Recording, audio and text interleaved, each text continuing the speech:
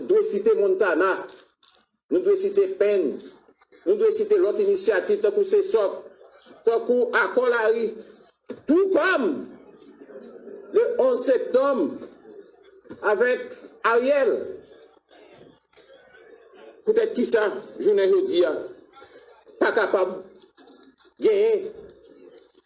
On formule consensuelle, largement large, qui pour permettre que je ne dis n'a parlé de fin mandat sénateur dans la rue, c'est comme quoi on radio ouvert ligne et puis le peuple a dit qui le mandat fini, qui le mandat pas fini.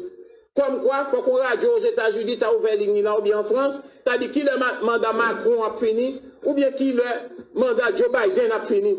C'est pour montrer nous, dans la situation de dégrabat que nous réjouissons aujourd'hui dans le pays noir, parce qu'aujourd'hui, tout est à refaire.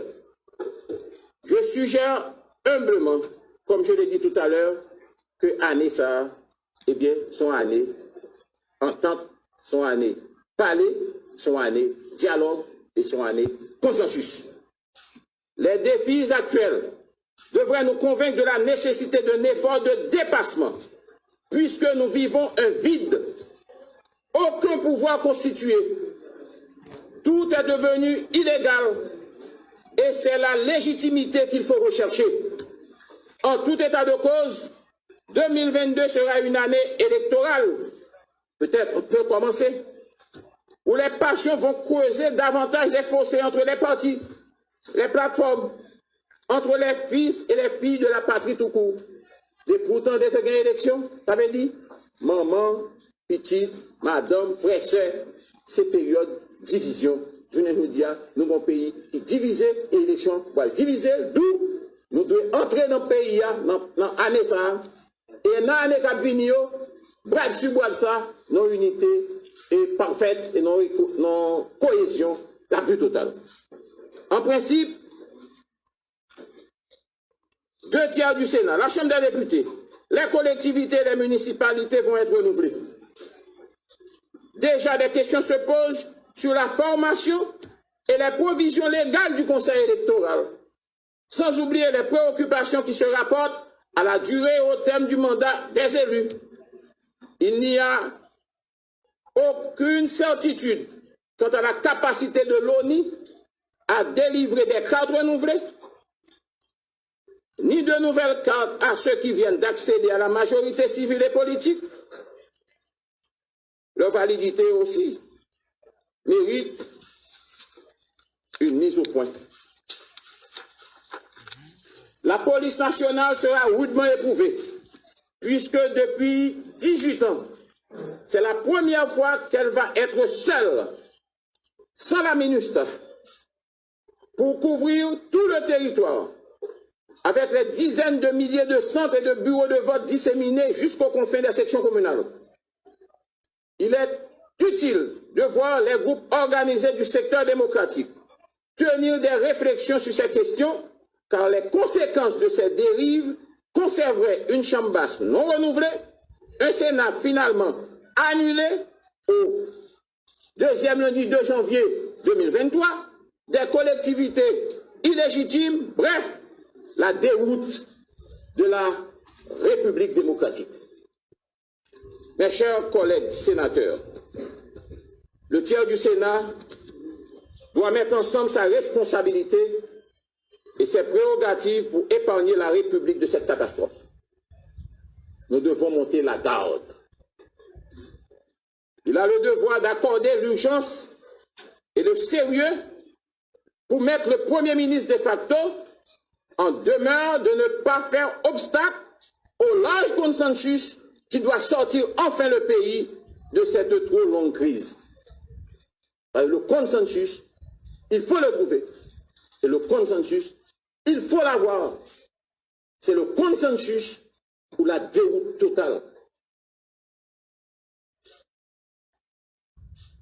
Cette crise ou cette démarche est d'une extrême sensibilité. Et elle mérite toute la finesse requise afin de mériter l'assentiment populaire dont nous sommes les porteurs immédiats et authentiques. Des critiques nombreuses venues d'horizons divers questionnent le mode de fonctionnement de l'actuel gouvernement qui ne s'est jamais fixé sur les questions d'intérêt général, comme je l'ai dit tout à l'heure, comme la sécurité et les élections. Ce n'est pas parler pour parler, ce n'est pas dire pour dire, ce n'est pas un discours pour faire, c'est agir pour agir. Nous devons veiller à redonner au peuple haïtien un peu d'espoir, lui indiquer dans quelle direction va notre pays et restituer à nos institutions une certaine crédibilité en y injectant la dose optimale d'équilibre et d'équité pour une justice sociale renforcée. Mes chers collègues, mesdames, messieurs, tout fonctionnaire captant des nous là, peuple haïtien capté des nous là, presse parler, écrit, tant qu'on t'a dit tout à l'heure. Le Sénat, quoique réduit au tiers, a donc du pain sur la planche.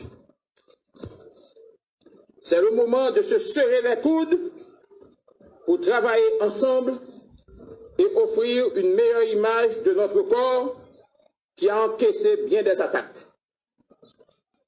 Je conseille que les sénateurs soient solidaires du bureau qu'ils auront élu ou à élire, car au bout du compte, le bilan sera celui de l'équipe.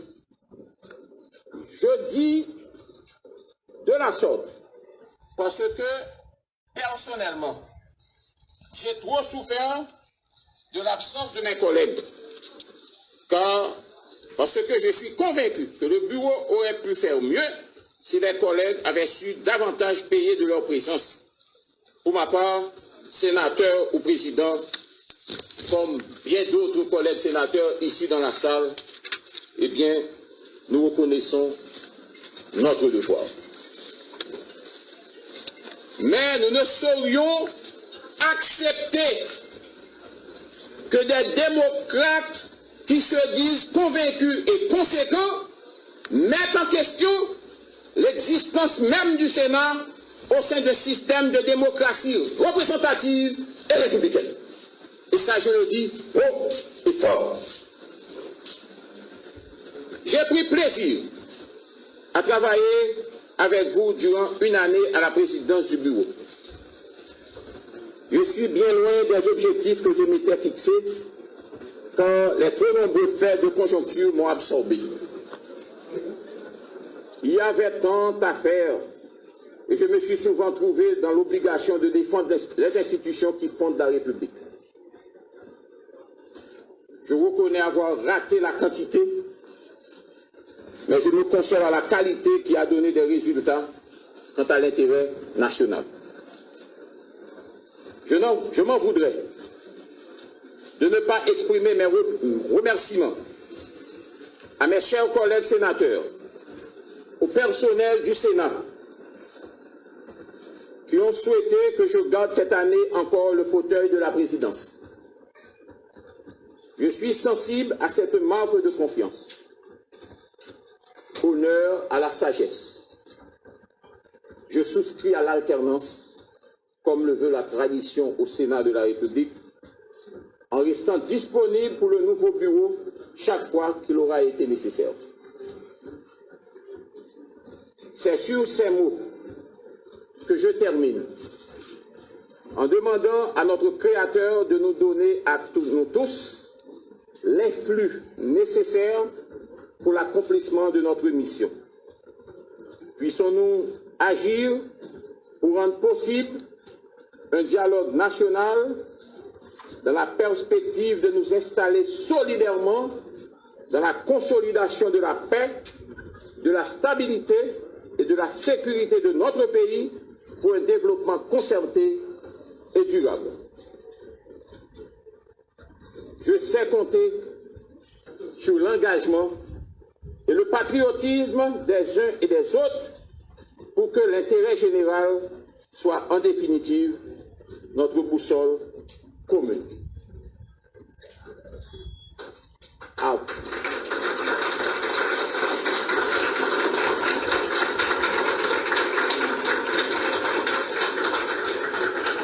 Bonne et fructueuse année à vous tous. Que Dieu veille sur Haïti. Que Dieu veille sur le Sénat d'Haïti. Je vous remercie.